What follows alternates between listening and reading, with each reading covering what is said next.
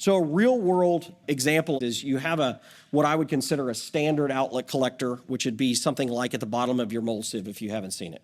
And so your sieve is sitting on top of this, and then you're doing your cycles up and down, and then of course eventually replacing your sieve. And the open area on that outlet is probably about equivalent to the size of the pipe. This is a patented product that Woven Metal Products offers, and that is called our Outlet Support Grid, our OSG. What did we do there? What we did there is we made what would be a standard small outlet that matches the pipe size, and we made it the entire size of the vessel. So we're going at the tangent, line to line. So what happens?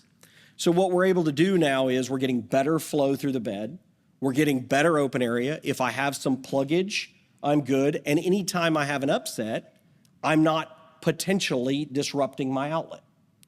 So very easy install. It installs in less than a shift.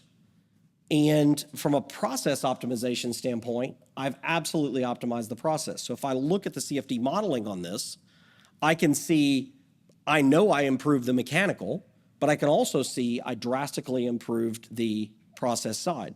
So we put this in a mold sieve application, and we ran a lot of tests and we looked at things.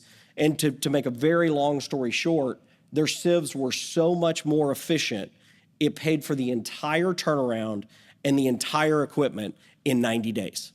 Now, I can't tell you that's exactly what your scenario is going to be, but what I can tell you is as we start to design these types of equipment, and we have lots of these that we can talk about, as we start to design and talk about it for your plant, we can see areas for optimization.